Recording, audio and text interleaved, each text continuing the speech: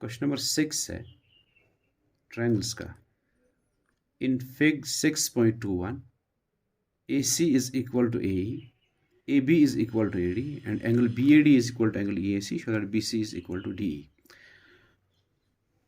Figure ऐसी है, ये जो मैंने बनाया ना, इस ऑरेंज कलर से जो मैंने बनाया है, ये एक ट्रायंगल है ABC। ठीक है, एक ट्रायंगल वहाँ बनती है ABC, याद रखो। ये एक ट्रायंगल बन रही किस कलर से? ADE। एक ट्रायंगल जो ग्रीन से बनी है, पूरे सारे उसके साइड्स मैंने ग्रीन से बनाए हैं।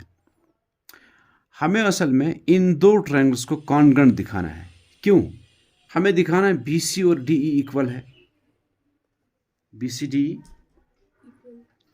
और BCDE आप देखो यहाँ किन किन के साइड से, किन दो ट्रायंगल के, वहां ट्रायंगल्स बहुत सारे बन रही है। ठीक है ना? अब देखो जरा BC ये है जो ऑरेंज से बनी है ट्रायंगल ABC, जिसके सारे साइड्स इसी कलर के हैं, उसका एक साइड BC है, वो ये BC। ये आपको दिखाना है बराबर DE के।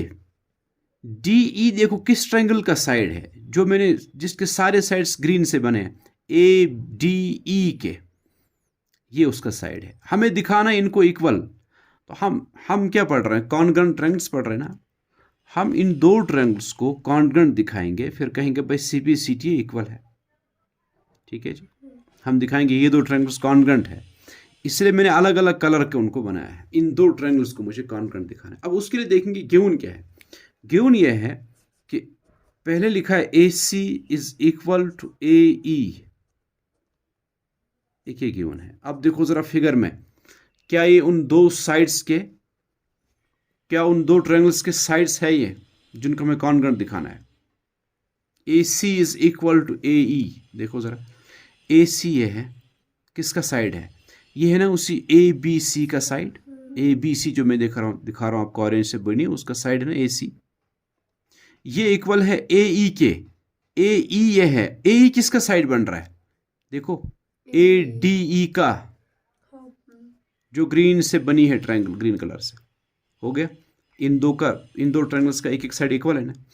दूसरा आप देखो, इसने ये भी लिखा है कि AB is equal to AD। AB और AD इक्वल है। जरा देखो फिगर में AB कौन सा साइड है? AB देखो, ये साइड है AB, और ये बराबर है AD के। AD ये है AD। देखो जरा, अब देखो AB जो है वो ABC का, जो किससे बनी है, ऑरेंज कलर से जो ट्रायंगल बनी है, उसका एक साइड है AD, और जो ये AB और जो ये AD है, ADE का, जो ग्रीन कलर से ट्रायंगल मैंने बनाई है, उसका एक साइड है।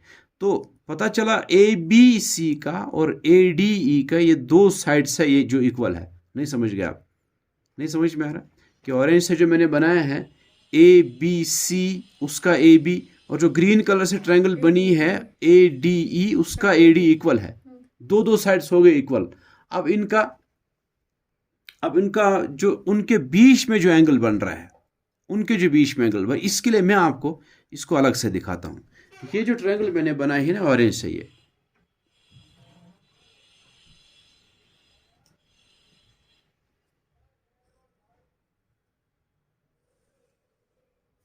उसको आप नजर रखो, ये मैंने बनाई है ABC। ठीक है, और ये जो ट्रायंगल है ग्रीन से जो मैंने बनाई है,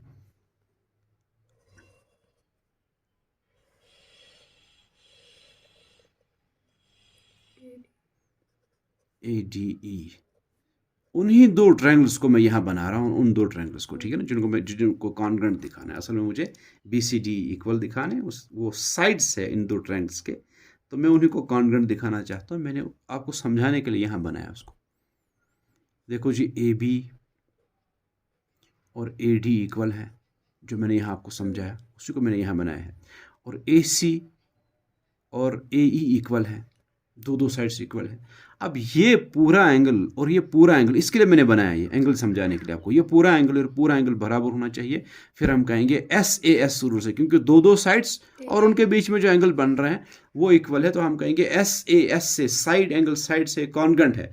फिर लिखेंगे by CPCT BC is equal to D। हो गया। अब ये एंगल क्या इक्वल है वो देखो जरा फिगर में। इस एंगल का नाम जरा देखो आप, इस एंगल का नाम है BAC। BAC ये पूरा एंगल है। देखो जो BA और AC ने बनाया है, जो आपको ऑरेंज से नजर दो साइड से आ रहा है ना, वहां से यहां तक जो एंगल बन रहा है वो है इस ट्रायंगल का ABC का एंगल। ABC का वही एंगल है, समझ गए आप। वो बराबर होना चाहिए DAE का। देखो जरा, DAE का मतलब जो AD और AE ने बनाया वो ये एंगल है, यहां से यहां तक पूरा ये एंगल, ये दो बराबर होने चाहिए, बस ट्रायंगल्स हो गए कॉन्ग्रुएंट। ये हमें दिखाना, ये कैसे दिखाएंगे, मसला सिर्फ इसका है। मैं पहले शुरू करता हूं, मैं लिखता हूं in triangle ABC and triangle ADE। इतना तो समझ में आ गया ना आपको। इन दो ट्रायंगल्स में एक तो AC दिया है AE के बराबर, AC और उसका AE इक्वल है। ये क्यों इक्वल है, इसलिए कि गिवन है। और एक ट्रायंगल का AD और दूसरे ट्रायंगल का AB, ऑर्डर में लिखना था मुझे, मैं AD लिख दिया। चलो, एक ट्रायंगल का AB इज इक्वल दूसरे ट्रायंगल का AD, इसका AB और उसका AD। देखो यहाँ जो बना, इसका AB और इसका AD, ये AD इस ट्रायंगल के अंदर आया, लेकिन ट्रायंगल ये दूसरी है ना, ये इस ट्रायंगल के बीच में ये उसका साइड आया है, ग्रीन से जो ट्रायंगल बनी है ADE। तो ये क्यों इक्वल है, इसलिए कि ये भी गिवन है। फिर ये एंगल होना चाहिए था इक्वल, ठीक है। देखो यहां हम रुकेंगे, इसने दिया है इतना सा एंगल, देखो आप ये गौर से देखो, ये एंगल और ये एंगल इक्वल है, लेकिन हमें चाहिए यहां से यहां तक पूरा ये एंगल, और इसको भी यहां से यहां तक पूरा एंगल। आपको पता है वहां बीच में ये जो एंगल है ना DAC, जैसे बीच में ही एक दीवार बनी है, ठीक है। अगर मैं ऐड कर दूं दोनों तरफ से, मैं ऐसे लिखूं, मैं यहाँ रुक जाता हूं, मैं पहले प्रूव करता हूं एंगल कैसे इक्वल है। असल में ये आप उसके बाद भी लिख सकते हैं, लेकिन कोई फर्क नहीं, पहले भी अगर लिख के रखेंगे, आप लिखेंगे here it is given that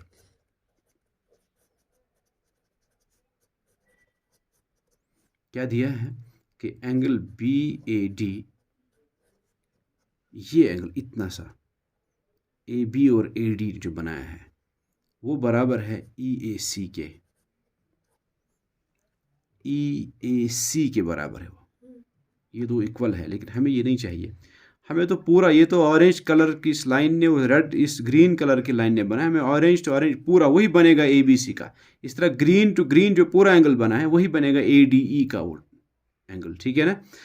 हम क्या करेंगे, ये जो बीच में एंगल है ना, ये जो एंगल है, अब जरा ये ऐड कर दो दोनों तरफ से। आप लिखो ऐड एंगल DAC, ये जो इसका नाम A पर बना है ना, इसलिए बीच में आएगा DAC। ये जो एंगल बीच में, इसको ऐड कर दो ऑन बोथ साइड्स, ये इस इक्वेशन को बोथ साइड्स ऐड कर दो। क्या आएगा कि एंगल BAD प्लस इसको भी यहां से भी ऐड कर देंगे DAC is equal to EAC जो है, इस इक्वेशन को करना है ना, दोनों तरफ से यही एक एंगल DAC ऐड करना है, प्लस इसको भी करना है एंगल DAC ऐड। देखो जरा angle BAD plus DAC figure में देखो, एंगल BAD ये एंगल है यहां से यहां तक, और इसको मैंने ऐड किया है DAC, ये एंगल मैंने उसको ऐड किया, क्या बनेगा वो, जब ये एंगल प्लस ये एंगल यहां से यहां तक बन गया ना, वो बन गया ना angle BAC is equal to EAC plus DAC। देखो जरा EAC ये इतना सा ये एंगल है, ये एंगल, इसको ऐड करना है DAC, यानी आगे ले जाना, यहां तक ये ऐड करना, ये बनेगा ना, ये देखो AD और AE ने जो एंगल बना है DAE, आप समझ के पूरा एंगल बनेगा ना, ये यही है ना DAE is equal to angle DAE। यही हमें चाहिए था ना। अब देखो BAC और DAE, यहां भी अगर देखेंगे ना, BAC ये एंगल है, DAE ये एंगल है, हो गए ना वो बराबर। वहां पे अगर देखेंगे वही जो ऑरेंज टू ऑरेंज इसने बनाया है ABC में, और ADE में जो बना है AE और AD ने बनाया है, मेरे ख्याल में समझ में आया होगा। नहीं आया समझ में? ये दो एंगल इक्वल है। अब देखो आप, यहाँ तक तो हम पहुंचे थे, इनके दो दो साइड्स इक्वल है।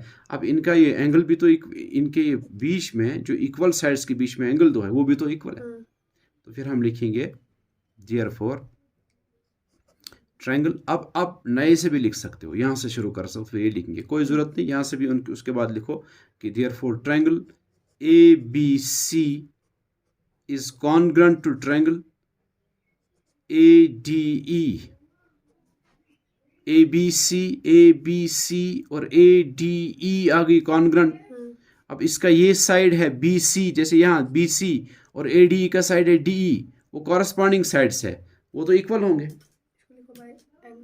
और इसको लिखेंगे by SAS, side angle, side से ये इक्वल है, ठीक है।